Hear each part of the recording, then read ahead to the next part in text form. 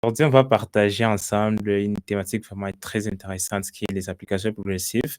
Bon, je sais que pas mal de développeurs le font, oui, mais j'essaie un peu de checker avec le temps les différentes applications progressives que je voyais. Et je me suis dit peut-être il était temps de partager avec d'autres développeurs les meilleures, quelques pratiques à faire lorsque vous développez une application progressive.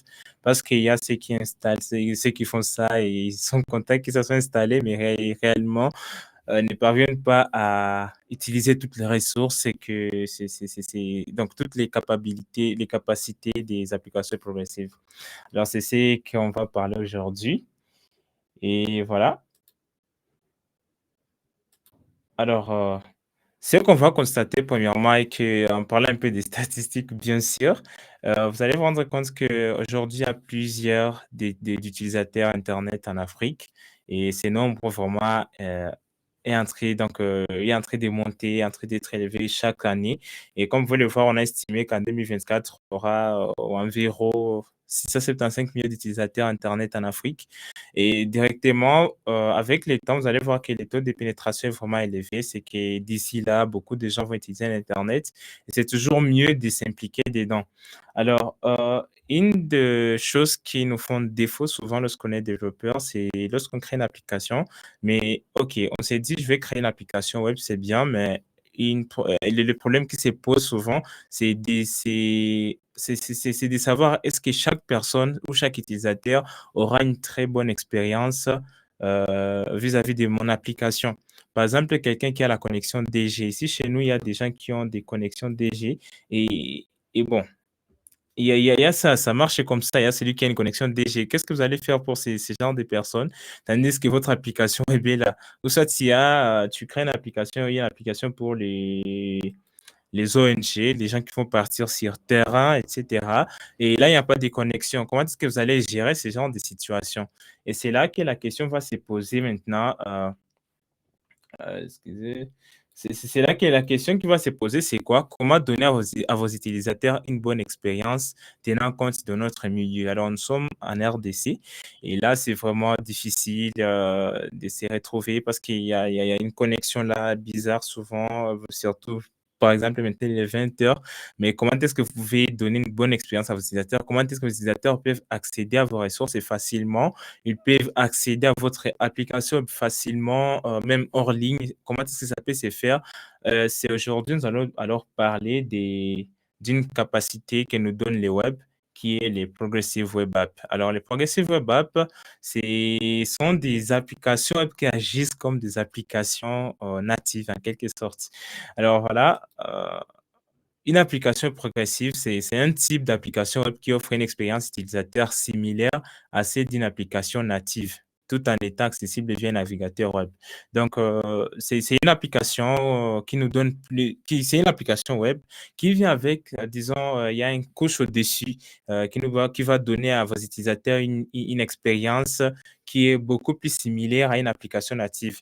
Et en parlant de ces différentes possibilités, je vais vous citer ça.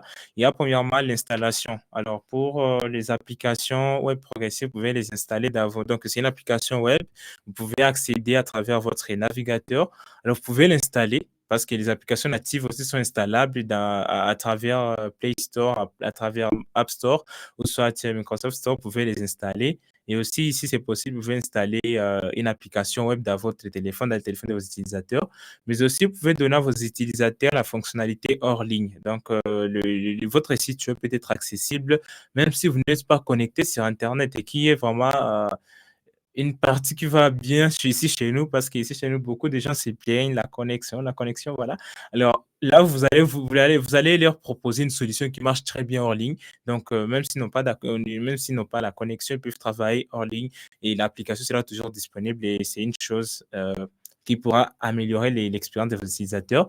Mais aussi, il y a la performance, lorsqu'il s'agit d'une application progressive, on parle beaucoup de performance parce qu'une application native, lorsque vous l'ouvrez directement, ça ouvre donc votre application aussi web lorsqu'on l'ouvre, il doit aussi agir directement. Il y a aussi l'engagement. Votre application doit être à mesure de lancer des notifications comme les font les applications natives. Il y a les SEO, les référencements, etc. Donc, vous allez vous rendre compte que avec les applications progressives, ça ajoute une couche sur notre application web et ça ajoute quelque chose qui va beaucoup plus donner à nos utilisateurs une très bonne expérience utilisateur. Alors, pour ceux qui ne le savent pas, pour Lando, c'est la première fois d'écouter ces mots, les progressive web app, parce que bon, c'est pas une session pratique, moi je m'excuse. Mais sachez bien qu'avec et pour créer une application progressive, c'est trop simple. Il vous suffit juste d'avoir trois choses. Euh, il y a avoir un fichier, donc c'est d'abord un site web simple. Vous pouvez avoir un fichier HTML, CSS. Il vous faut simplement donc, il y a 3 choses. Première des choses, c'est quoi? Il y a un fichier manifeste, où on met les informations de votre application, les noms, les icônes et cetera. Il y a l'autre fichier qu'on appelle Worker. Bon, on va découvrir ça un peu plus tard. C'est juste un fichier JavaScript qui va nous permettre maintenant de gérer notre application en général. Donc, on va en parler un peu plus tard. Et à part cela, il faut que notre application donc, soit sur les protocoles HTTPS, donc que ce soit sécurisé. Et c'est là que vous pouvez juste avoir une application progressive. Votre site web ou application web peut être installable sur un téléphone mobile. Voilà, donc pour ceux qui sont là-bas, donc pour ceux qui ne savaient pas c'est quoi une application progressive, donc c'est ça. C'est juste une application web, mais qui agit comme une application native. On peut l'installer dans un téléphone. Ça peut être disponible hors ligne. On peut avoir d'autres fonctionnalités natives en utilisant les nouvelles API, etc. Alors, sans pour tarder, nous allons maintenant découvrir quelques pratiques pour les applications progressives. Alors, comment est-ce que vous allez offrir maintenant à vos utilisateurs une très bonne expérience? Alors, aujourd'hui, le web vraiment a beaucoup évolué et beaucoup même évolué, ça je vous l'assure, parce que les capacités ou les possibilités qui étaient là en 2020, en 2019, 2000, ont vraiment changé et ont augmenté. Il y a plusieurs capacités que nous avons dans nos navigateurs. Donc, aujourd'hui, il y a Adobe qui peut maintenant exécuter ses produits dans Chrome, Photoshop. Il y a les produits Microsoft qu'on voit maintenant, si on peut accéder software dans votre navigateur. C'est que le web a beaucoup plus évolué. Et pour les applications progressives aussi, ils n'ont pas resté derrière. Donc, il y a eu quelques améliorations, quelques vraiment innovations qui sont déjà en cours et que j'aimerais partager avec vous. Alors, la première des choses que j'aimerais partager avec vous, lorsque vous développez une application web progressive, qu'est-ce qu'il faut tenir en compte? Alors, premièrement, c'est les looks de l'application. Il y a les systèmes qu'on appelle mobile first et field native. Alors, pour cette première pratique, ça demande premièrement lorsque vous créez une application web qui doit être une application web progressive, premièrement, vous devez forcer que ça soit aussi natif parce que vous voulez que votre application puisse être installée, que ça puisse ressembler à quelque chose de natif. C'est qu'il faut un peu en quelque sorte, voir comment créer des composants ou soit une interface qui est similaire à une application native. Donc, utiliser des composants natifs. Alors, je vais vous donner des exemples. Par exemple, pour votre application progressive, ce que vous pouvez faire, c'est quoi? Vous pouvez utiliser sur le mobile, vous pouvez ajouter, par exemple, vous pouvez utiliser les patterns des applications mobiles que nous voyons. Par exemple, les bottom bar navigation. Alors, vous pouvez ajouter ça dans votre application. Pourquoi pas? Ça va donner un qui est mobile. Donc, quelqu'un va utiliser votre application progressive et c'est comme si c'est sur une application native.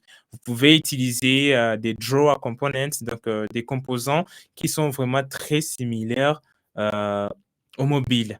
Et à part cela, mais aussi pour les desktops. Donc, il faut éviter, il y a des applications web que je visite, vous voyez, donc c'est juste un site web qu'on a changé, c'est tout. Donc, tu es comme si c'est sur un site web, mais pour les applications progressives, on doit faire différemment. C'est qu'on doit donner une expérience qui ressemble à du native. L'utilisateur ne doit pas visiter ça et croire comme s'il était sur un site web. Donc, on peut de voir comment l'application pour ressemble à quelque chose qui est beaucoup plus natif. Alors, je vais vous montrer, il y a l'exemple que je vais vous montrer, c'est l'exemple de Spotify.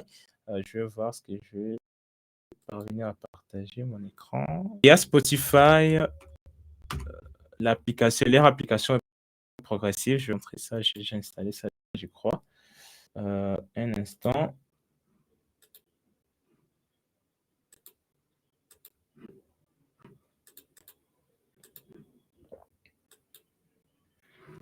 Alors, j'espère que vous voyez mon écran.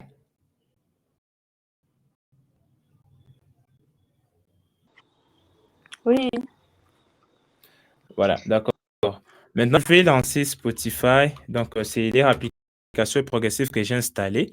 Alors, je vais vous montrer l'interface de Spotify. C'est vraiment similaire à un logiciel natif. Donc, c'est pas, il n'y a pas vraiment quelque chose comme les navbars, les trucs là. Donc, c'est comme une application native. Apparemment, ma connexion s'y fait des...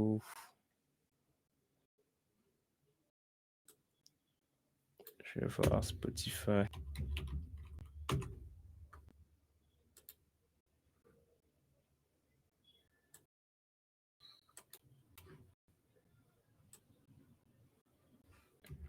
Voilà, j'ai un petit souci avec ma connexion, mais j'attends que ça puisse loader. Mais pour peu de curiosité, vous pouvez visiter spotify.com. Alors, une fois que vous visitez Spotify, ok, je crois que ça charge déjà. Là, je peux fermer ça. Alors, regardez, je vais vous montrer ça. Ok, je crois que vous pouvez voir l'écran. Alors, ça, c'est une application progressive. Donc, c'est une application web. Mais en regardant comme ça, vous ne pouvez pas voir que c'est une application web. Parce qu'il n'y a pas les designs là des web où il y a la barre de navigation, il y a donc, les types d'addition. Donc, vous voyez que ça ressemble à un logiciel, ça tend vers les natifs, ça ne tend pas vers les sites web ou les applications web qu'on a tendance à voir. Alors, c'est aussi les designs que nous devons apporter, nous devons appliquer sur notre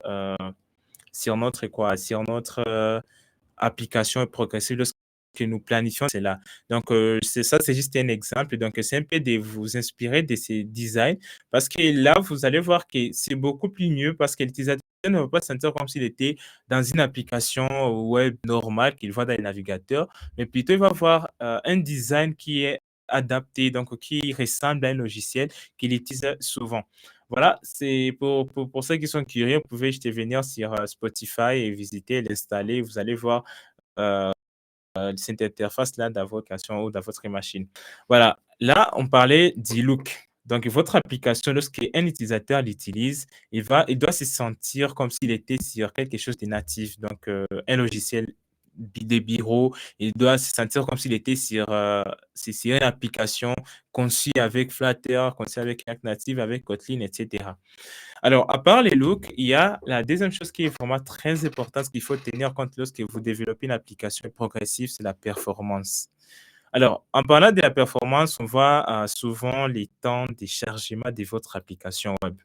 Alors, imaginez, je ne sais pas trop si vous avez déjà remarqué ça pour les applications natives. Souvent, lorsque vous lancez l'application, directement, l'application s'ouvre automatiquement. Alors, imaginez pour votre application web, lorsqu'on ouvre, on doit attendre encore 1 minute pour que l'application puisse se lancer. Déjà, là, c'est un échec. Même d'ailleurs, 30 secondes, c'est un problème. Donc, il faut vous rassurer que votre application est performante. Alors, la performance, c'est une autre notion et très vaste d'ailleurs. Mais on ne va pas en parler maintenant, mais c'est juste vous donner quelques idées sur la performance. Donc, vous devez d'abord forcer à éviter les ressources qui sont vraiment très grandes, par exemple les images, les vidéos qui pèsent beaucoup. Vous avez sur votre page d'accueil une image qui pèse 14 mégas. Déjà là, c'est un problème parce que l'utilisateur aura du mal d'abord à charger votre application ou soit votre serveur répond, répond, je ne sais pas, avec retard en quelque sorte. Par exemple, vous lancez une requête et il y a une réponse après 10 secondes. Déjà, ça, c'est un problème. C'est que la première des choses, c'est de voir comment est-ce que vous pouvez euh, améliorer la performance de votre application. Ça doit être rapide, de sorte que lorsque l'utilisateur ouvre votre application, votre application est progressive, que ça puisse s'ouvrir directement. Et là, l'utilisateur va avoir cette expérience-là comme une application native réellement. Alors, je vais vous donner quelques outils de diagnostic pour ceux qui ne les savent pas. Vous pouvez aller voir comment diagnostiquer votre application ou votre site web et voir si une fois donc la rapidité ou la performance de votre application. Vous pouvez tester ça. Premièrement, il y a le site web pagespeed.dev. Donc, je vais voir. PageSpeed.dev. Donc, c'est un site web développé par Google qui permet en fait de faire les diagnostics des applications ou des sites web. Donc, permet des, ça permet d'augmenter ou d'améliorer l'expérience. Excusez ce que j'ai dit. Donc, ça permet plutôt de tester la performance de votre application web. Alors, je vous conseille de visiter ça. Et si une fois vous n'avez pas de connexion, vous pouvez essayer Lighthouse. Alors, le Lighthouse est disponible dans chaque navigateur. C'est disponible dans chaque navigateur qui a les Developers Tools. Alors, ce n'est pas disponible chez Mozilla, je crois. Ouais, dans la plupart des navigateurs, il y en a les Developers, les Chrome Developer Tools. Vous pouvez voir l'onglet euh, Lighthouse.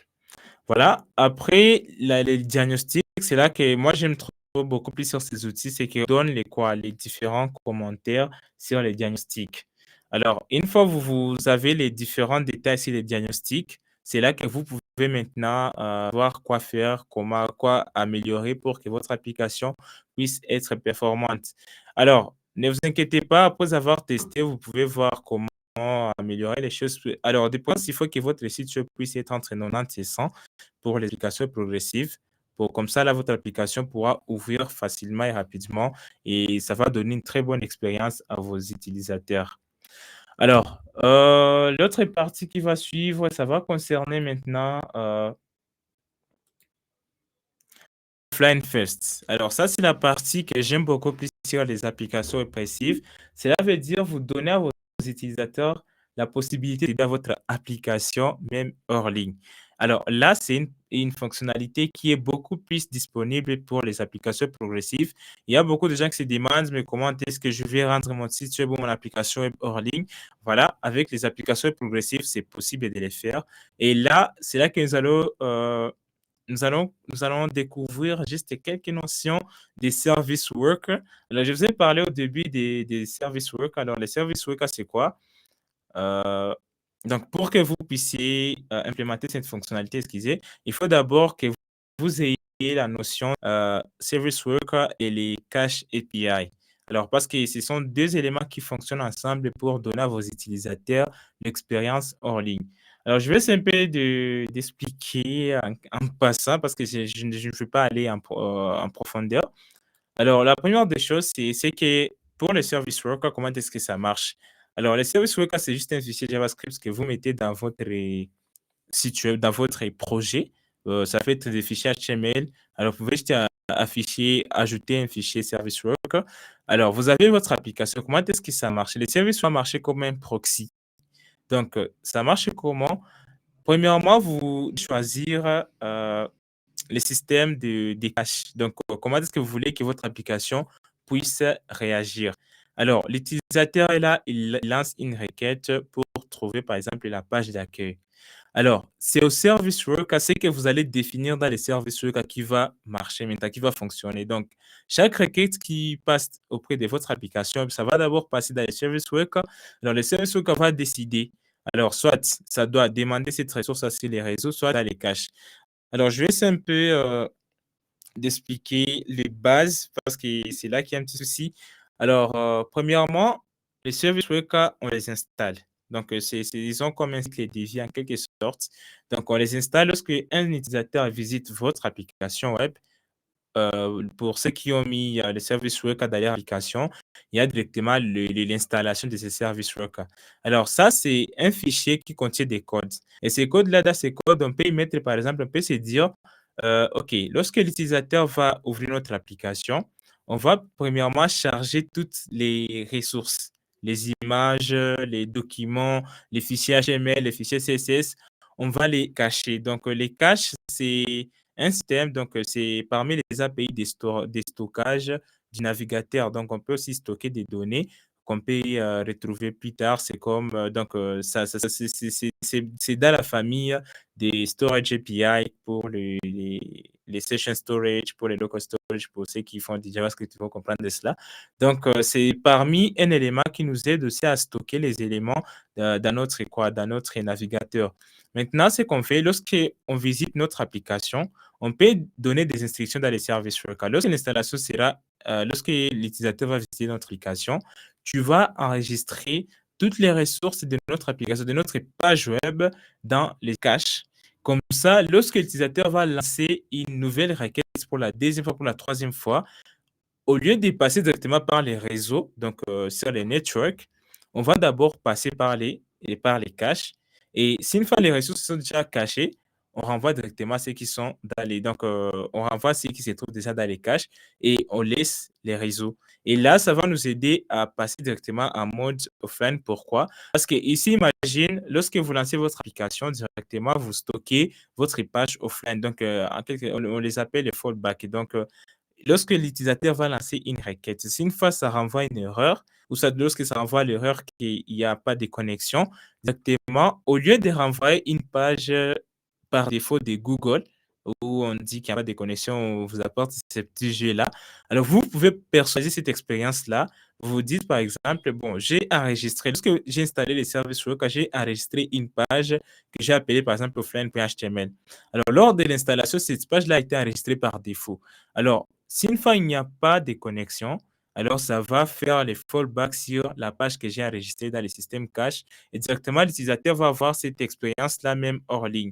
Maintenant, si une fois vous combinez les services de cache et Firebase avec les offline supports de Firebase, c'est là que vous pouvez franchement avoir une très bonne expérience parce que Firebase travaille avec IndexedDB qui va vous permettre, en fait, IndexedDB aussi, c'est parmi les API de storage dans le navigateur. Donc, ça nous permet de stocker des données dans le navigateur. Et lorsque vous travaillez avec Firebase, vous pouvez faire les CRUD operations, même offline, et ça va marcher. Et lorsque l'utilisateur va se connecter, automatiquement, il va directement avoir accès aux données enregistrées. Donc, Firebase fait la synchronisation automatique et vous pouvez personnaliser ça. Alors, voilà. Ça, c'est beaucoup de théories, ça, je vous assure. Mais néanmoins, la bonne nouvelle est qu'il y a ce qu'on appelle les workbox. Alors, implémenter cette logique-là vous-même, c'est un peu long et il y a beaucoup de choses à faire. Il y a beaucoup de codes à écrire, beaucoup de logiques à gérer. C'est pour cela que les workbox maintenant vont venir en G. Alors, c'est quoi les workbox? Les workbox, c'est juste des packages qui sont mis à notre disposition, donc qui sont mis à la disposition des développeurs web pour les aider en fait à développer des service workers qui sont donc à créer des service workers facilement. Alors, vous voyez, gérer les caches, c'est pas facile. Gérer les différentes requêtes network, c'est pas facile. Une fois que vous commencez de A à Z, vous allez avoir beaucoup de codes. Vous devez gérer chaque requête et c'est vraiment, vraiment gênant et ça va prendre beaucoup de temps. C'est pour cela qu'il y a les workbox. Pour les workbox, là, ce n'est que quelques lignes seulement et vous terminez. Alors, vous pouvez choisir, par exemple, moi, je veux lorsque l'utilisateur visite mon site web, premièrement, si une file est connectée, on va d'abord demander au réseau. Donc, on fait une requête à notre serveur. On demande les nouvelles ressources parce que, par exemple, vous avez mis à jour vos données ou soit votre application. On demande d'abord ces ressources-là. Alors, si une fois l'utilisateur n'est pas connecté, on peut se dire, d'accord, bon, vu qu'il n'est pas connecté, OK, on va lui donner cette version de notre application, mais qui n'est pas qui est caché, qui n'est pas en ligne. On peut lui offrir cette expérience hors ligne. Il peut utiliser l'application, mais néanmoins, il ne va pas bénéficier des fonctionnalités sur les networks. On peut limiter des fonctionnalités. Par exemple, dans les workbox, ça vous donne la possibilité de dire, par exemple, lorsqu'il y aura tel événement, il faut faire ceci. Donc, ça facilite les choses avec le service worker pour la conception. Donc, pour ceux que je vais partager avec vous les cours sur le Workbox, pour ceux qui veulent comprendre ça. Alors, il y a plusieurs outils dedans, donc vous pouvez gérer les services web ou votre application de travail offline avec le Workbox facilement. Alors, mis à part cela, les Workbox et tout le reste, il y a alors des API modernes et de JavaScript. Alors, aujourd'hui, comme je vous ai dit au début, le web a évolué et que les navigateurs aussi a évolué. Alors, en évoluant comme ça, aujourd'hui, il y a beaucoup d'API vraiment qui sont venus. Alors, c'est là que je vais vous parler du projet Fugu. Je ne sais pas si une fois il y a quelqu'un qui a déjà entendu parler de ça. Alors, le Project Fugu, c'est un projet au fait de Google. Google en partenariat avec d'autres entreprises. Il y a Adobe, bon, il y a des grandes boîtes comme ça. Ils se sont mis ensemble pour que le web, pour qu'on puisse donner plus de fonctionnalités au web. Et aujourd'hui, vous pouvez le voir, vous pouvez le constater que franchement, le web a beaucoup évolué parce qu'il y a l'arrivée de beaucoup d'API. Alors, je vais vous partager, il y a une application, voilà. What Web Can Do Today. Alors, ça, c'est une application que je vous conseille même de visiter ça. Alors, ici, c'est une application progressive qui fonctionne premièrement hors ligne. Donc, une fois que vous l'installez, vous pouvez couper votre connexion et l'application va fonctionner en ligne. Ça va vous proposer des articles, ça va vous proposer des différentes API. Donc, il y a plusieurs API vraiment disponibles pour quoi, dans le navigateur. Par exemple, il y a aujourd'hui, désormais, vous pouvez faire les contacts. Donc, you can choose contacts. Vous pouvez choisir les contacts dans votre application web qui va donner une interface aussi native dans votre application web. Mis à part cela, vous pouvez aujourd'hui gérer, donc il y a les Pitch and Pitch API. Donc, il y a plusieurs API. Je vous conseille de visiter ces liens ici. Vous allez découvrir différentes API qui sont disponibles maintenant dans les navigateurs. Ils sont vraiment beaucoup et c'est beaucoup. Donc, allez-y, par exemple, ici, vous pouvez voir pour les projets Fugu. Donc, c'est un projet qui permet de donner au web de nouvelles capacités ou de nouvelles performances en quelque sorte. Alors, vous pouvez venir ici et voir ce qui se passe, par exemple, pour les background sync. Ça veut dire votre application web peut faire des mises à jour, même si l'utilisateur n'utilise pas. Donc, en background, en quelque sorte, il y a le badging. Donc, désormais, avec votre application progressive, vous pouvez mettre des badges comme WhatsApp les fait, comme Facebook les fait. Vous pouvez aussi ajouter des badges. Il y a je vous ai parlé de ça. Il y a les contacts pick, donc pour piquer les quoi, pour piquer les contacts. Il y a plusieurs API, franchement. Il y a les file system, il y a les file system access. Et ça, c'est le système qui est beaucoup utilisé ces derniers temps parce que désormais, dans le navigateur, vous pouvez gérer les fichiers. Donc, vous pouvez créer un fichier, enregistrer ces fichiers, etc. Alors, il y a plusieurs capacités sur le web, donc je vous suggère d'aller découvrir ça et de vous documenter sur ça. Vous pouvez lire les fichiers USB, donc les ports USB lorsqu'on clique, vous pouvez, on injecte un quoi, donc insère une clé USB dans votre ordinateur ou sur votre port. Vous pouvez détecter ça facilement dans les navigateurs. C'est toujours disponible, même les Bluetooth, vous pouvez l'utiliser dans le navigateur. C'est que le web qu'on a connu auparavant a vraiment beaucoup évolué. C'est grâce à ce qu'on appelait Project Fugu qui, que sur lesquels Google travaille beaucoup plus pour améliorer les différentes performances du web. Là, c'est juste une partie que je vous disais d'utiliser des API modernes et JavaScript parce qu'avec ces API, ça va beaucoup plus vous aider à donner un fil qui est beaucoup plus natif à vos applications web. Alors, mis à part ces différences techniques, il y a alors trois principes essentiels que vous devez savoir sur les applications web progressives. Alors, le premier principe, c'est quoi? C'est la fiabilité. Alors, pour cette partie-ci, vous devez vous rassurer que votre application est accessible, peu importe les moyens, donc peu importe les circonstances, votre application est disponible. Mais aussi, vous devez vous rassurer qu'il n'y a pas d'erreur dans votre application. En parlant d'erreurs, c'est que lorsque l'utilisateur lance par exemple une requête, il y a des erreurs côté serveur, ou soit il y a des bugs dans votre application. Déjà, ça, c'est un souci. Donc, il faut vous rassurer que votre application a une fiabilité. Donc, premièrement, ça peut être accessible à n'importe quelle circonstance, que ce soit en ligne, que ce soit en ligne, que ce soit une mauvaise connexion de 2G. Il faut vous rassurer que votre application est toujours euh, au top, ça marche toujours, il n'y a pas de bug. Alors, deuxième principe, c'est la rapidité. Alors, vous devez vous rassurer que votre application est vraiment trop rapide. Lorsque l'utilisateur clique sur un lien, est-ce qu'il doit encore patienter 3 4 secondes, 3 à 4 minutes pour que ça puisse charger une information qu'il cherche? Déjà, c'est un problème. C'est qu'il faut vous assurer que l'application est rapide. Lorsque je clique sur, tel élément, ça vient directement. Mais aussi, en parlant de rapidité, on parle aussi des UI parce que là, il y a des gens, par exemple, tu as une application, mais pour trouver une information, il faut passer par ici, par là, par là, par là. Déjà, c'est un problème. Il faut vous rassurer que vous avez mis à disposition de vos utilisateurs les informations très proches. Donc, vous n'avez pas caché les informations. C'est qu'ils peuvent trouver les informations rapidement dans votre application.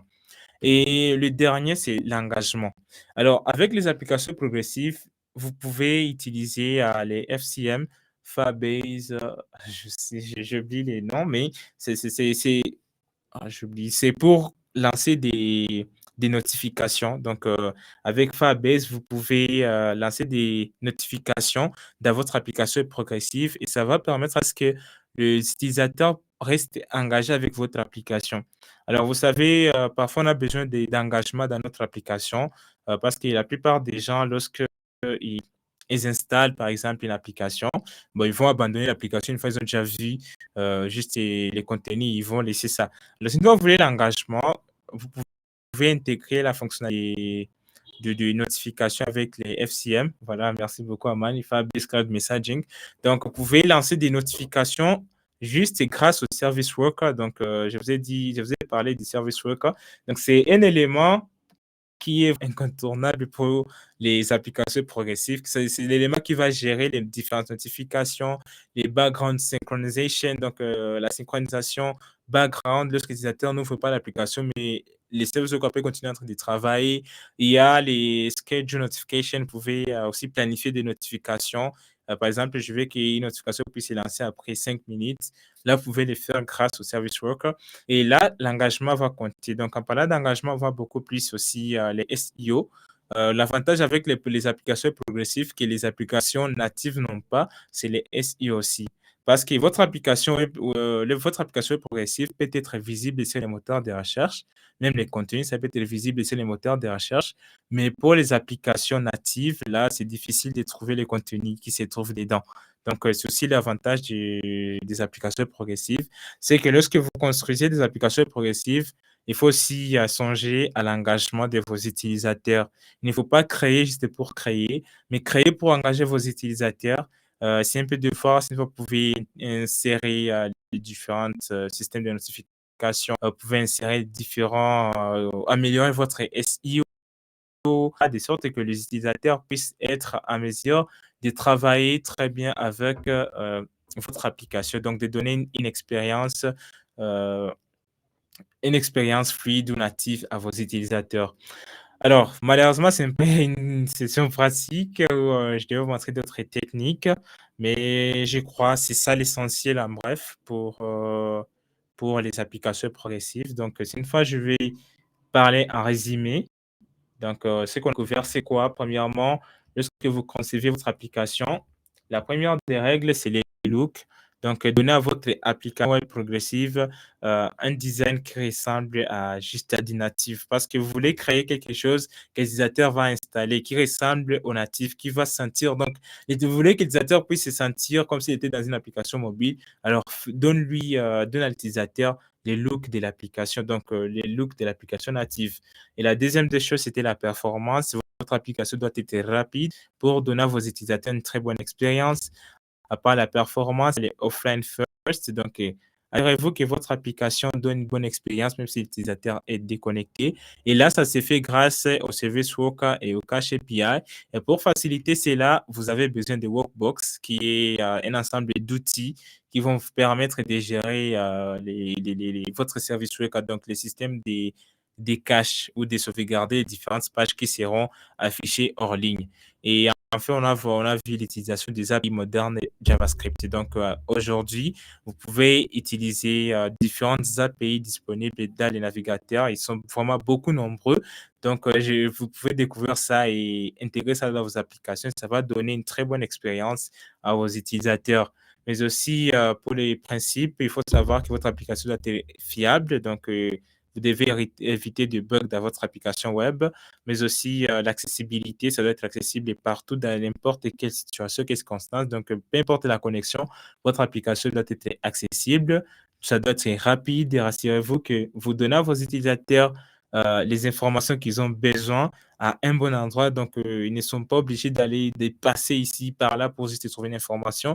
Mais aussi, il faut vous rassurer que votre application traite rapidement.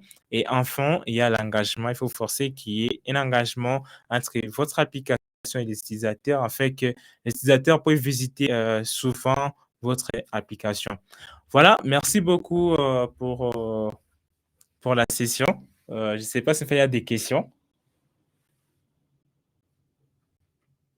David, vous avez la parole. Merci beaucoup, cher Aksanti, pour ces partages qui est vraiment riche en couleurs. Ensemble, nous venons de découvrir une application web progressive. Donc, pour les gens qui font le web, sachez bien que si vous l'avez jamais fait, mais sachez bien qu'il existe une application progressive. Donc, vous créez une application web qui va se comporter comme une application native. Ah, j'aime bien toutes les fonctionnalités qu'un PWA vous donne. C'est vraiment intéressant. Et j'invite à tout le monde, tous ceux qui sont des développeurs, de pouvoir aussi expérimenter les PWA et et voir ce que ça va donner. Comme il a dit, les web a vraiment évolué. Aujourd'hui, les produits Microsoft comme le Excel Web et le reste, vous pouvez maintenant avoir accès à ça sur le web. Donc, n'arrêtez pas à vous documenter, n'arrêtez pas à découvrir les bonnes choses. Et merci beaucoup, Tacite, pour la session d'aujourd'hui.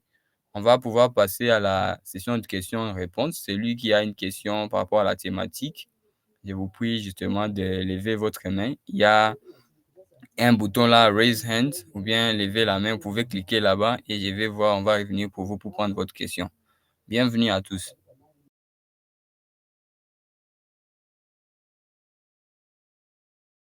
Voilà, je vois la main de Amani Bissimwa qui est levée. Amani, bienvenue.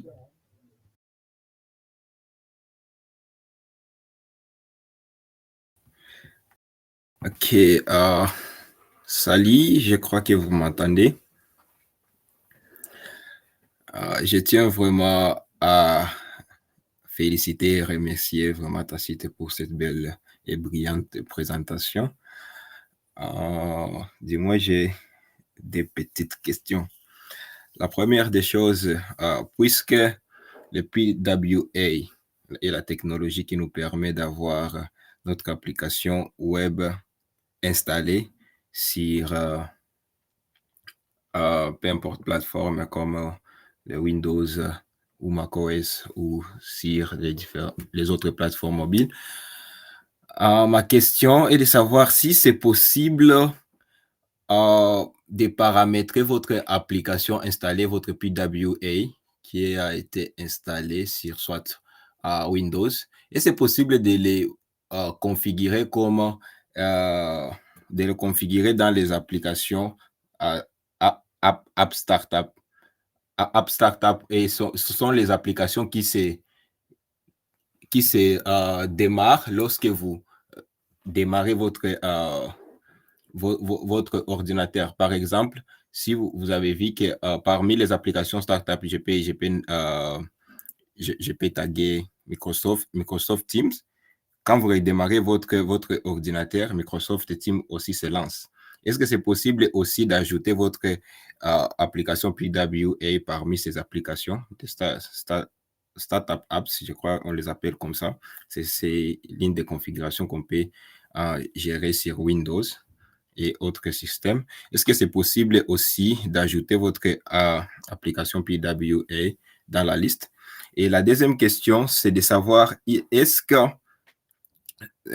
quand vous installez PWA, ça se lance avec les toolbars qui comportent les trois boutons de contrôle de votre fenêtre.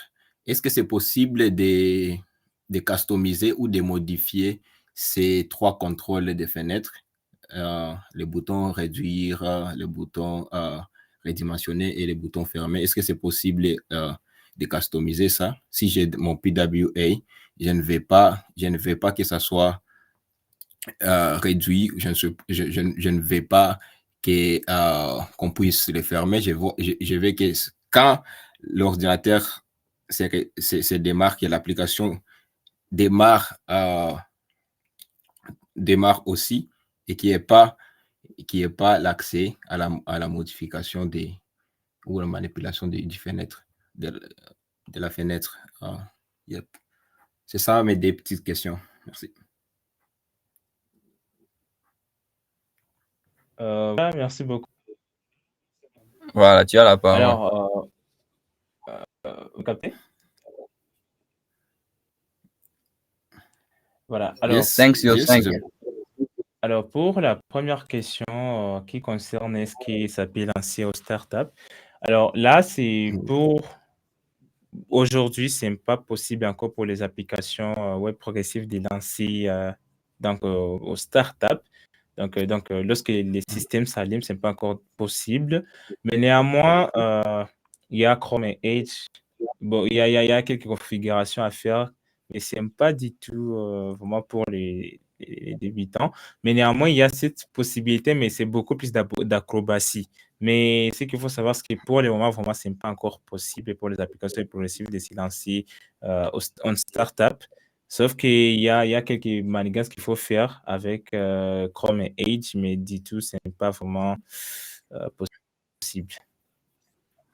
Oui. Bon, si je peux m'expliquer, parce qu'au lancement, si je crois bien, Chrome aussi se lance. Et quand on installe une application PWA, ça fait une extension ça fait une extension d'un navigateur.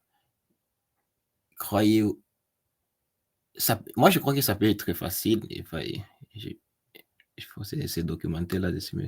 En fait, ça peut être possible. C'est parce que, bon, en réalité, pour les paramétrer dans Windows, ça ne peut pas marcher. Mais avec Chrome, ça peut marcher. Donc, une fois tu actives aussi l'application. Une fois le Chrome s'est lancé, lorsqu'il y a une connexion avec Chrome directement, on peut déclencher l'action qui va lancer les PWA. En soi, dans les systèmes, vous ne pouvez pas paramétrer les PWA de se lancer automatiquement en startup. Mais vous pouvez paramétrer plutôt Chrome qui va déclencher cela, mais pas dans les systèmes.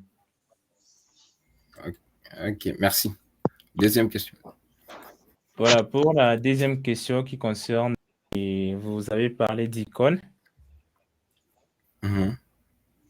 Voilà, alors pour les PWA, il y a différents modes de lancement. Donc, il y a les standalone. Donc, vous pouvez alors décider vous-même de ce que vous voulez. Est-ce que vous voulez que votre application puisse être en plein écran ou soit vous voulez.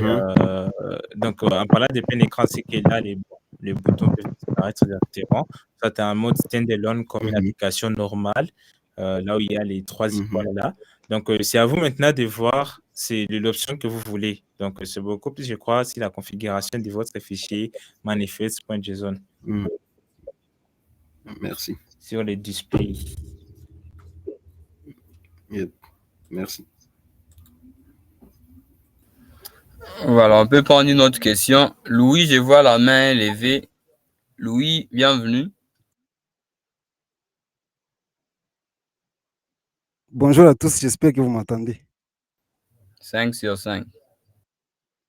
Ok, c'est bon. Avant de poser ma question, je tiens d'abord à remercier Tacite pour une très intéressante session.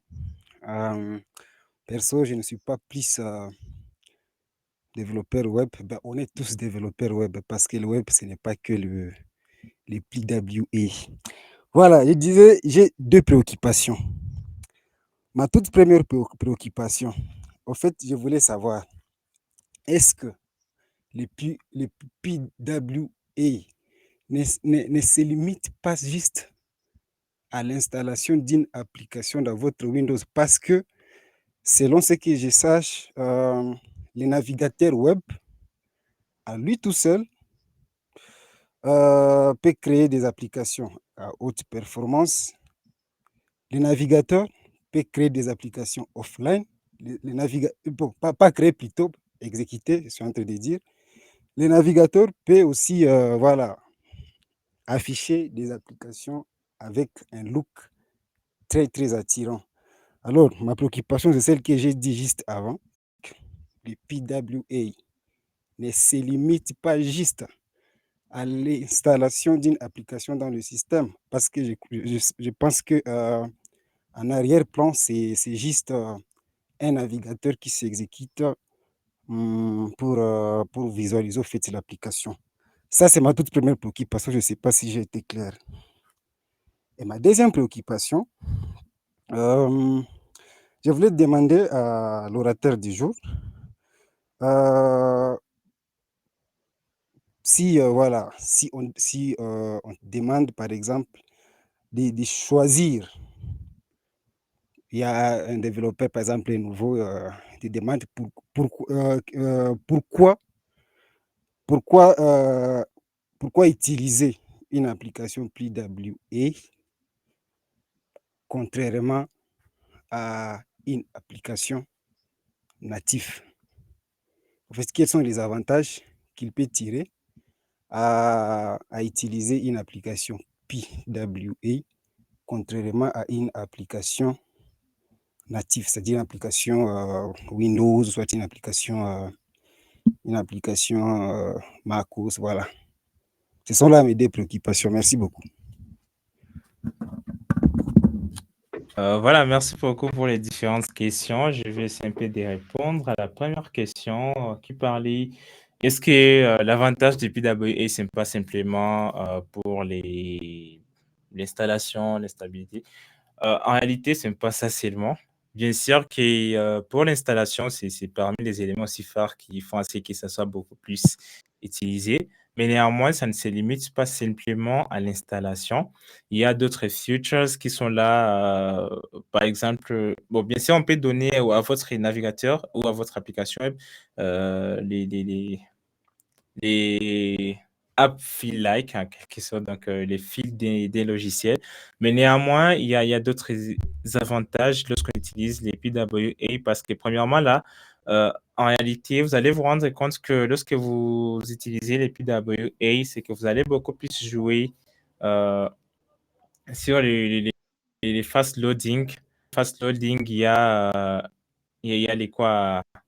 Le work across platforms, donc ça permet de travailler sur différentes plateformes et aussi, excusez,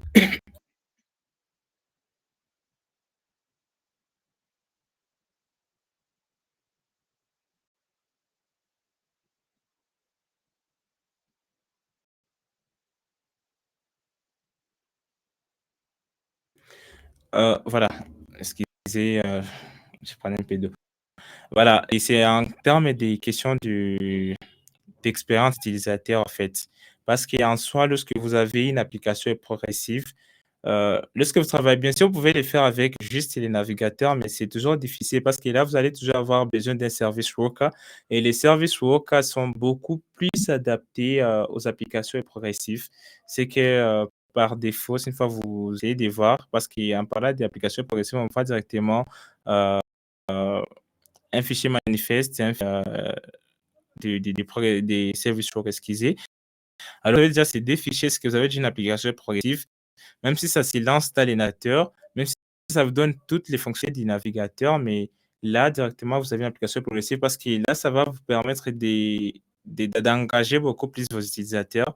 Et à part cela, vous allez avoir beaucoup plus d'avantages qui vous donnent le web en soi. Et aussi beaucoup plus l'engagement. C'est ce qui compte pour les applications progressives. Et pour la deuxième question, on parle de ce qu'un développeur dire entre les applications progressives ou soit une entreprise, entre les applications progressives ou natives. Alors, la grande différence, beaucoup plus, c'est les côtés SEO, donc pour les référencements, les applications mobiles, mais aussi à part les SEO, c'est les coûts. Parce que pour les applications web progressives, là, premièrement, vous n'avez pas besoin de l'héberger sur Play Store parce que c'est accessible sur le navigateur. Vous pouvez l'installer à partir du navigateur, pas besoin de coûts pour l'hébergement sur les différentes plateformes. Et à part cela, il y a aussi les SEO, donc les référencements. C'est difficile de trouver les contenus d'une application mobile, par exemple, sur Internet, mais avec le PWA, vu que c'est une application web, si une fois votre application a une très bonne expérience SEO, on peut accéder facilement, par exemple, aux informations, au contenu de ce que vous faites, etc., à travers le web. Et une autre chose, c'est que le mobile est limité, c'est limité au mobile. Mais avec les Progressive Web App, n'importe quel appareil qui a un navigateur, vous pouvez accéder là-bas. Donc, vous pouvez l'installer si une fois vous voulez, vous pouvez l'accéder. Si vous voulez, vous pouvez l'accéder via n'importe quel navigateur, ça va marcher. Mais pour ça, on n'avait pas de mobile. Déjà, c'est un frein qui est là. Et aussi, il y a les côtés coûts. Donc, moi, ce que je pourrais conseiller, c'est pour une entreprise. Alors, tout dépend de ce qu'ils veulent. Mais en réalité, c'est une fois ils ont besoin de quelque chose qui pourra fonctionner n'importe où, dans n'importe quel appareil.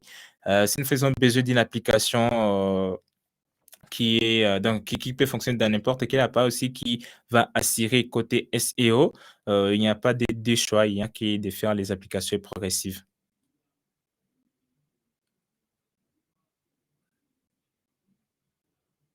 Je pense que Ok, oui, vous c'est bon, pouvez. merci beaucoup. Voilà. Alors, avant de prendre la question de Rosette Kavira, il y a une question d'Alain qui dit, par rapport à votre expérience personnelle entre les SPA et les MPA, quelle technique est plus adaptée pour les PWA? Et en disant que vous pouvez aussi donner les pros et les contre. Voilà, Tacite. Voilà, merci beaucoup. Alors, selon mon expérience, bon, là, vraiment, ça dépend. Mais moi, je trouve que ce qui marche beaucoup plus rapidement, bon, ce qui est facile à implémenter et facile à monter, c'est lorsqu'on parle des SPA, parce que là, il n'y a qu'un seul entry. Donc, on a que, par exemple, pour ceux qui utilisent React, il n'y a qu'un entry pour index.html. Et du coup, là, pour gérer ça, c'est facile. Sauf que le problème est que là, la performance, ça joue aussi beaucoup plus. Voilà, avec les SPA, c'est un peu compliqué. Il y a beaucoup de packages, etc. Vous avez une application complexe. Et là, pour le chargement, c'est un souci. Et c'est là que maintenant les multiple page application va intervenir. Cela veut dire, parce qu'avec les multiple page, on vous donne directement des codes qui sont là, donc qui sont, disons, des documents. Je prends l'exemple, par exemple, de Next.js. Lorsque vous faites un build de votre application, on vous donne des documents directement qui sont là. Par exemple, lorsque vous faites les SSCG pour les Static Site Generation, directement, on va vous donner différentes pages. Et pour stocker ces différentes pages, c'est trop facile parce qu'avec les workbox, vous pouvez juste vous dire, je vais cacher toutes les pages qui se trouvent dans tes directory. Et là, directement, ça va cacher tout et votre page, vos pages seront accessibles facilement et ça va charger automatiquement parce que les navigateurs chargent trop rapidement les documents HTML et CSS lorsqu'ils ne sont pas embrouillés. Mais avec les single page applications, avant de charger d'abord l'application, ça doit charger les différentes packages, modules, etc. Et parfois, ça prend un peu de temps pour charger et ça va jouer côté performance. C'est que pour moi, ce que je peux dire, c'est beaucoup plus. Une fois que vous utilisez un bon système de caching, les multiple page applications, ça peut aller. Et si une fois vous avez les SPA, si une fois ce n'est pas une grande application aussi, ça peut aller. Mais c'est une très grande application qui nécessite beaucoup de modules. Là, déjà, il y aura un petit désavantage sur côté performance. Bon, je crois, d'après mon expérience personnelle, c'est ça. Voilà.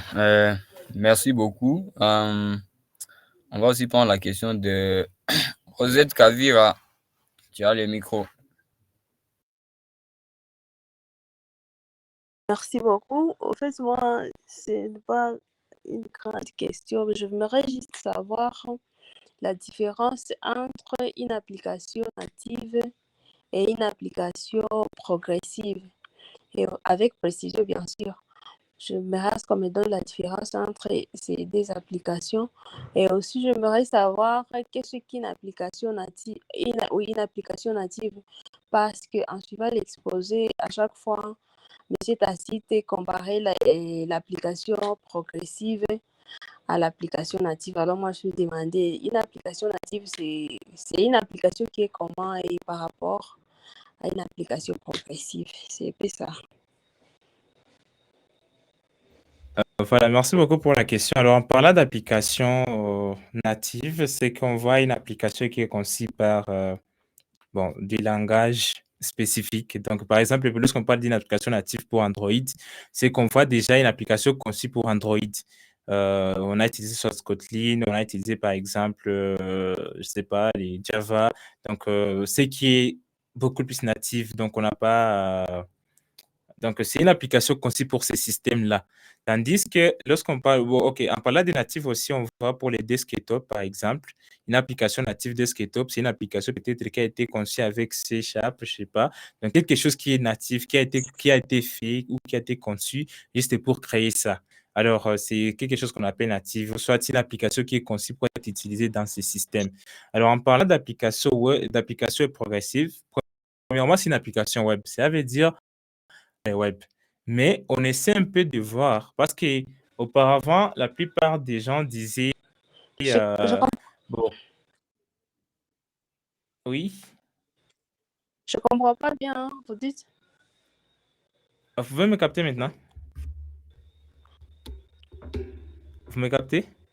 Je disais que je comprends pas bien. Ah voilà. Alors, ce que je disais, c'est quoi? Alors, en parlant des applications natives, donc c'est une application qui est conçue, disons, voilà, pour les noyaux. Donc, lorsqu'on dit par exemple une application native Android, donc c'est une application qui est conçue juste pour Android. Alors, lorsqu'on parle d'application web progressive, alors, premièrement, ce n'est pas une application native. Donc, ce n'est pas une application qui a été conçue pour Android. Mais néanmoins, on essaie un peu de voir comment est-ce qu'on peut, cette application web qui est accessible juste dans le navigateur, comment est-ce qu'on peut donner à cette application différentes possibilités comme une application native. Vous voyez, pour les applications natives, par exemple, lorsque vous voulez installer une application dans votre téléphone Android ou iOS, vous partez sur Play Store, vous installez ça, après, il y a tout ça, ça.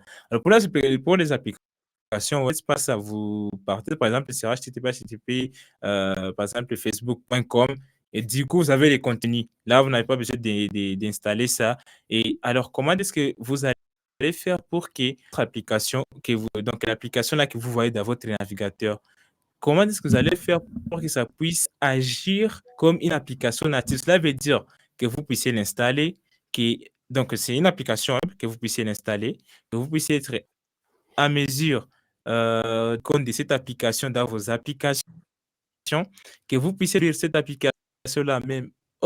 Alors, c'est ce qu'on appelle maintenant là l'ensemble de tout ça, c'est là qu'on va appeler les progressive web apps. Donc, c'est une application web, mais qui agit comme une application native. Donc, qui a quelques propriétés, quelques ressemblances comme une application conçue pour un noyau donné. Par exemple, ça peut être un logiciel. Donc, on crée une application web, mais qui est installable sur Windows. On peut l'installer sur Windows et ça peut exécuter ou ça peut être lancé comme logiciel dans tous les autres logiciels. On peut même voir ça dans la liste des logiciels qui sont dans votre ordinateur. Donc, on essaie un peu de donner à une application web des capacités ou des possibilités comme d'une application native conçue pour tel système. Tacite, je ne sais pas si je peux ajouter quelque chose par rapport à ça. Oui, vous pouvez y aller. Au fait, une application native, je vais prendre directement l'exemple du web. Au fait, le web, on connaît que ça s'exécute sur les navigateurs web. Et les navigateurs web, on connaît nous tous que ce qui est derrière ça, le langage qui fait tourner tous ces machins-là, c'est le langage JavaScript. Maintenant, si tu veux créer une application web que tu veux appeler par exemple natif, cette application-là, si ça utilise le langage de programmation JavaScript, le langage même qui est utilisé par les navigateurs, tu vois, la communication sera vraiment directe et directement l'application créée par le langage de programmation JavaScript pour les navigateurs web. Cette application est dite native. C'est la même chose pour toutes les plateformes. Par exemple, pour Android, les systèmes, les noyaux, voilà, disponibilisent les API pour interagir avec à partir du langage de programmation Java et Kotlin. Donc, si quelqu'un crée une application Java ou si quelqu'un crée une application avec le langage Java ou soit avec le langage Kotlin, qui va s'exécuter dans, dans la plateforme Android directement, on dit que cette application est native. En tout cas, c'est les mêmes contextes pour toutes les plateformes.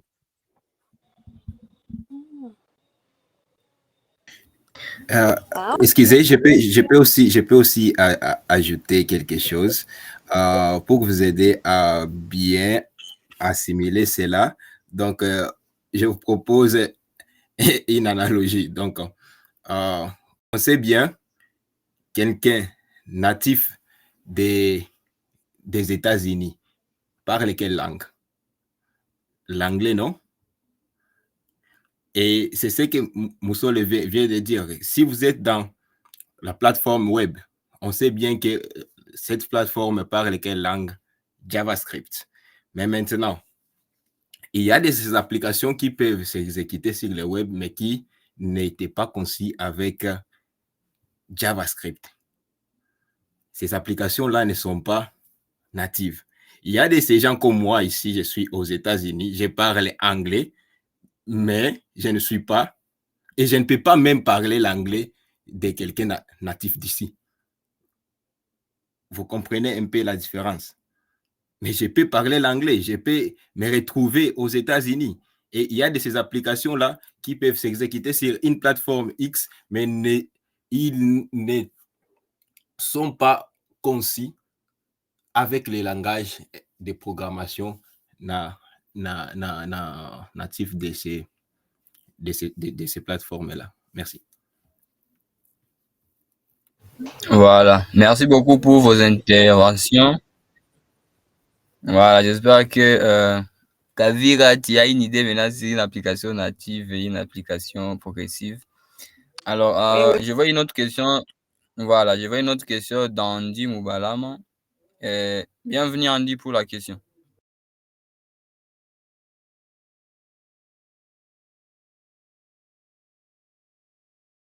Savoir, par rapport à ton expérience, lorsque tu fais une application, disons, qui est native, non pas natif, mais qui est progressif, mais sur du web, et qui demande plus disons, plus des modules, pardon. Qu'est-ce que tu proposerais? Qu'on base les données sur du cache ou qu'on les mette sur autre chose, que ce soit du SQLite, enfin, qu'est-ce que tu proposerais, par exemple? De l'imaginer comment. Voilà. Tacite, on va revenir sur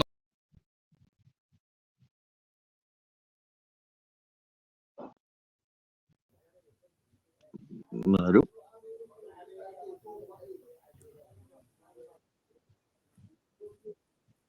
En fait, moi, oui, je vais revenir sur ça. Oui, vas-y, Andy. Moi, ce que je voulais savoir, c'est lorsque vous faisiez une application qui était limite complexe, une très grosse application, et qu'on voulait la voir en mode offline, vous proposerez quoi comme solution? Est-ce qu'on se base toujours sur du cache ou c'est possible d'avoir une solution comme du SQLite, mais en cache? En tout cas, que ce soit une limite, une petite base de données, mais en cache, est-ce que c'est possible de l'avoir sur un navigateur? Merci. Voilà, merci beaucoup. Pour la question, premièrement, ça dépend des structures, des bases de données que vous utilisez. Bon, premièrement, si une fois c'était pour Firebase, vous pouvez opter pour les PWA parce qu'avec Firebase, ça marche très bien avec les offline support.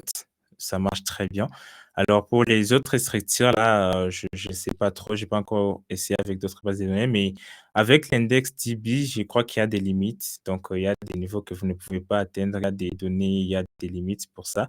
Donc, là, il faut voir comment est-ce qu'on peut procéder parce que les caches aussi, il y a des fois, on doit revalider des données, etc. Alors, si une fois les caches font beaucoup de temps et tout dépend aussi des temps parce qu'il y a des caches il y a des temps où on doit effacer les caches et renouveler encore les données. C'est que tout dépend maintenant du temps que vous allez faire hors ligne et aussi des différentes modalités.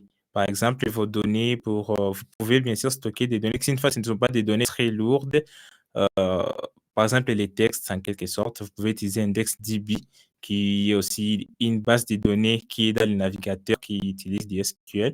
Et une fois que vous serez connecté, vous pouvez faire une synchronisation en ligne, ça peut marcher.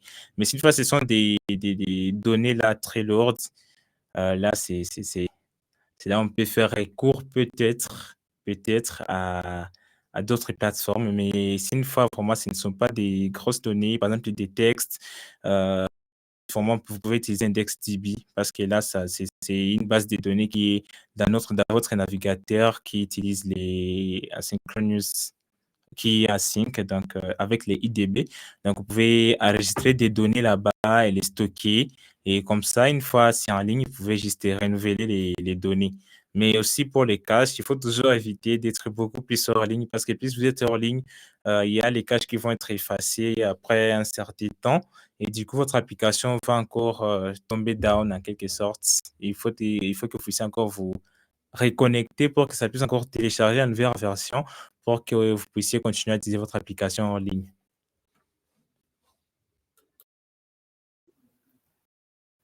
Voilà. Mais merci beaucoup, Aksanti. Et ma question était c'est de savoir comment vous voyez maintenant l'avenir du web dans les 5, 10 années qui viennent.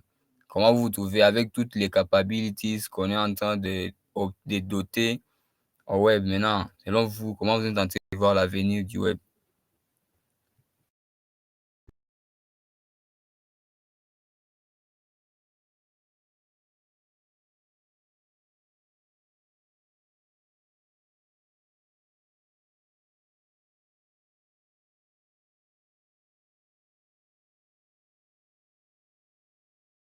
Applications sur le web parce qu'ils se sont rendus compte de l'importance du web.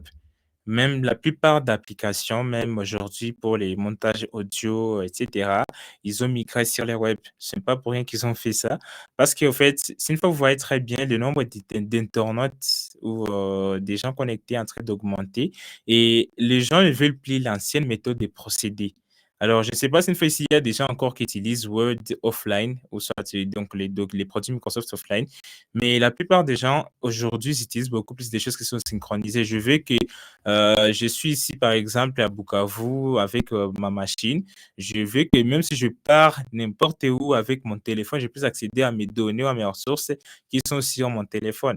Et là, directement, le web va intervenir toujours. C'est là même qu'il y a Google qui a fait ça avec les docs. Aujourd'hui, je crois, avec Doc, il y a toutes les données, toutes les applications qui sont là. Et si une fois vous allez voir pourquoi ces grandes entreprises sont en train de migrer sur le web, c'est que c'est là qu'en quelque sorte, il y a l'avenir. Parce que là, il y a beaucoup plus. Et ces projets Fugu, voilà, c'est pas pour rien que ces entreprises se sont mis ensemble pour développer de nouvelles capacités pour le web. Parce qu'il y a plusieurs projets que, si vous allez voir, il y a plusieurs possibilités qu'on n'avait pas, qu'on ne pouvait pas faire auparavant, mais aujourd'hui, on est en train de les faire. Donc, il y a plusieurs possibilités qu'on est en train de donner au web et ce n'est pas pour rien. C'est parce qu'ils se sont rendus compte qu'en fait, le web est en train d'évoluer et les gens utilisent beaucoup le web. Ils aiment beaucoup plus le web. Et alors, c'est là que les gens ont commencé à adopter ça. Donc, il y a Adobe qui a commencé à migrer vers le web. Il y a Microsoft qui a migré vers le web. Il y a Audacity. Il y a d'autres, donc il y a d'autres, je sais pas, il y a une application là, j'ai oublié les noms. Donc, plusieurs applications migrent déjà vers le web, c'est parce qu'il y a beaucoup plus d'internautes et beaucoup de gens ont beaucoup plus besoin d'accéder à leurs données, peu importe l'endroit, peu importe les milieux, juste qu'ils puissent avoir un petit navigateur. Parce que l'avantage avec le web est que ça ne prend pas en compte, donc ça ne dépend pas de la plateforme. Tant que vous avez un navigateur, ça va marcher à merveille. Donc, la plupart des gens ont compris, c'est là, ils ont décidé d'émigrer.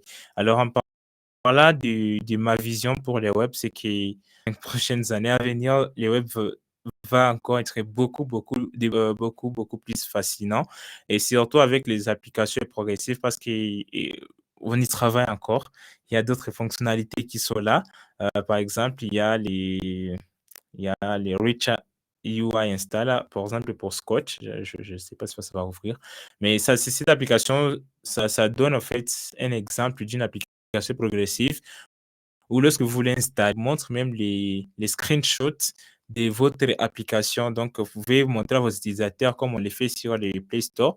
Vous pouvez montrer les screenshots de votre application. L'utilisateur va voir à quoi s'attendre lorsqu'il va installer l'application.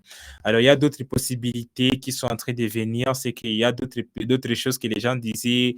Ça, c'est juste pour nous qui font les natives. Mais désormais, on est en train de migrer toutes ces fonctionnalités dans les navigateurs. Aujourd'hui, on peut faire les contact picker, donc on peut piquer la liste donc on peut afficher cette liste de contacts dans votre application et puis ça va marcher. Tandis que parfois, ce sont les gens d'Android qui faisaient ça, celui qui faisait du natif, il devrait avoir accès à ça. Il y a plusieurs choses que vous pouvez faire dans les web.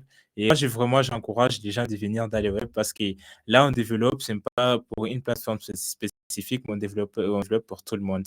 Voilà. Voilà, merci beaucoup Aksanti pour la réponse. Moussole, nous sommes déjà à la fin de notre session. Je ne sais pas, votre question, si vous pouvez poser ça dans quelques petites secondes, comme ça, qu'on voit si on peut y répondre. Voilà, Moussole, bienvenue. Oui, directement, merci beaucoup David pour la parole. En fait, ça c'est une question qui me préoccupe toujours quand j'entends parler du monde web, parce que généralement, les web, on sous-attend ce qui s'exécute sur les navigateurs web. Alors, j'aimerais que ta site, s'il peut, m'enlever cet équivoque, application web, parce que lorsque, tu as donné l'exemple, par exemple, de Microsoft ou des docs, par exemple, le même document en ligne peut être ouvert dans l'application desktop, vice-versa. En tout cas, c'est un peu complexe pour moi quand on parle de web et on se limite juste au navigateur. Voilà un peu ma préoccupation. Désolé vraiment pour la question tardive. C'est quoi la question encore? Excusez, j'étais un peu Est-ce qu'une application, bon, ça c'est un exemple, est-ce qu'une application desktop native qui, qui utilise par exemple les données provenant du web, ça peut être qui consomme une API, ce n'est pas une application web.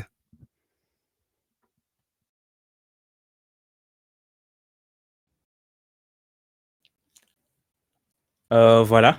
Du web, on voit beaucoup plus une application qui est exécutée dans les navigateurs. Donc, qui prend en charge les navigateurs en quelque sorte. Donc, une application qui peut être exécutée dans le navigateur, c'est une application web. Et donc, en parlant d'une application desktop qui intègre une application qui marche, donc une API en quelque sorte. Alors là, je ne crois pas parce que c'est une application premièrement. Et c'est que ça peut faire des requêtes HTTP, mais ça ne s'exécute pas dans les navigateurs. Donc, il n'y a pas, ça ne s'exécute pas dans les navigateurs. Et que je parle beaucoup plus du web, c'est ce qu'on voit dans les navigateurs. Et l'avantage avec ça, c'est l'accessibilité du navigateur dans plusieurs systèmes. Et c'est ce qui rend le web beaucoup plus intéressant parce que là, vous pouvez accéder aux données n'importe où, juste en utilisant votre navigateur, peu importe les systèmes dans lesquels se trouve. Il n'y a pas question de compatibilité des systèmes, etc. Tant qu'il y a les navigateurs, ça va. Mais pour ta question, je crois que lorsqu'on parle d'une application desktop, c'est une application conçue pour les desktops. Si une fois ça ne s'exécute pas dans les navigateurs, c'est que c'est un peu une application web. Parce qu'en parlant même des applications progressives, en fait, ce sont des applications en quelque sorte qui ont donc c'est comme si on cachait différentes fonctionnalités du navigateur. C'est un navigateur, mais qui agit comme une application native. Parce que là, vous pouvez avoir les IA pour les applications web, avoir accès aux DevTools, etc. Donc, c'est toujours comme un navigateur. Oui, désolé de prendre la parole, parce que Louis faisait pas allusion des applications front-end. Il parlait des web comme www, les web. Donc, quand on parle des web, on voit les informations qui circulent sur l'Internet. Et peu importe quel genre d'application, parce qu'une application, c'est un programme pour résoudre une tâche donnée, une suite d'instructions. Alors, quand on a quelque chose, une API qui résout une suite d'instructions sur l'Internet, là, c'est une application web. Alors, moi, je crois que ça aussi, sont des si ça ne s'exécute pas sur les navigateurs, mais ce sont des applications web. Donc, toutes les informations ou tout programme qui s'exécute sur l'Internet, c'est une application web.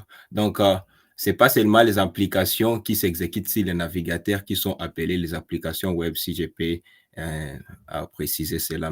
Merci beaucoup et désolé pour le temps.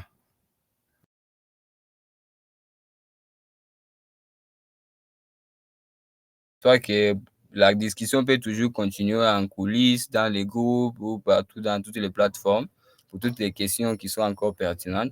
Voilà, merci à tous pour avoir pris à la session d'aujourd'hui. Vous-même, vous avez vu que les développements est beaucoup plus en train d'évoluer sur le côté web.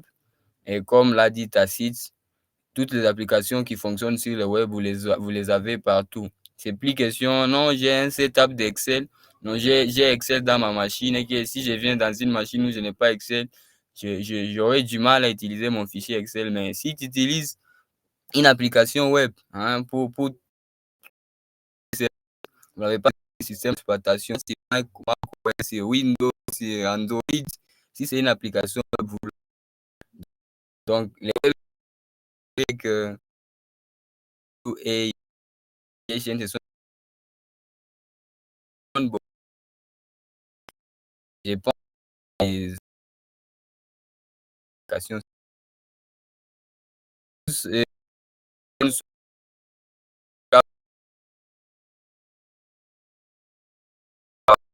toujours dans les groupes sont tellement que vous ayez pris votre temps. 20h jusqu'à 21h, c'est pas vraiment facile. Merci beaucoup pour la persévérance. Gardons toujours la motivation. Invitons plusieurs personnes pour les prochaines sessions. Et ensemble, on va apprendre, on va grandir et on va concevoir. Voilà. Bonne soirée à tous.